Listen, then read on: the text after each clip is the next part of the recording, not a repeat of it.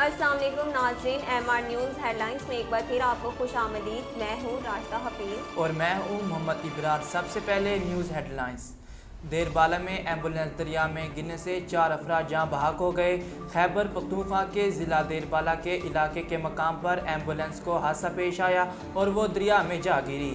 Rescue ذرائع کے مطابق حادثے میں 2 خواتین اور 2 بچے ڈوب کر جاں بحق ہو گئے، جبکہ 5 افراد زخمی ہو گئے۔ پولیس کا بتانا ہے کہ ایمبولینس میں سوار پشاور سے مریض لے کر پاتراک جا رہے تھے۔ ریسکیو ٹیموں کی مدد سے دریا سے خواتین اور بچوں کی لاشیں نکال لی گئیں۔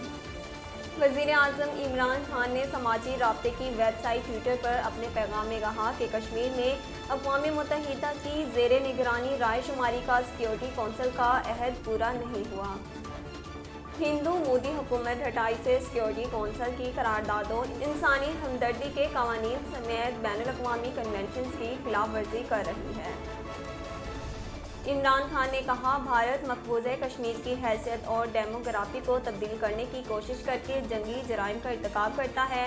بین الاقوامی برادری، خاص طور پر اقوام متحدہ کو مقبوضہ کشمیر میں بھارت کے جنگی جرائم اور انسانیت کے خلاف جرائم پر کارروائی کرنی چاہیے۔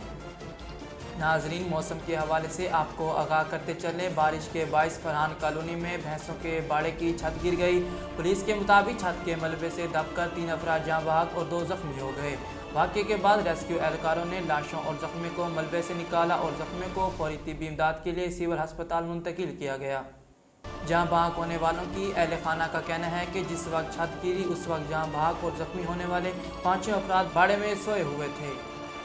امریکی صدر جو بائیڈن نے کورونا سے بچاؤ کے لیے فائزر کی گولیوں کی خریداری دگنی کر دی۔ امریکی صدر نے وائٹ ہاؤس میں ماہرین کی ٹیم سے ملاقات کے بعد فائزر کی گولیوں کی تعداد 1 کروڑ سے بڑھا کر 2 کروڑ کرنے کا اعلان کیا۔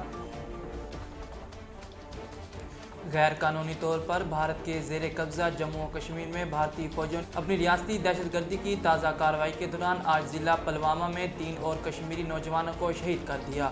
کشمیر میڈیا سروس کے مطابق فوجوں نے نوجوانوں کو ضلع کے علاقے چندگام میں تلاشی اور محاصرے کی ایک کارروائی کے دوران شہید کیا۔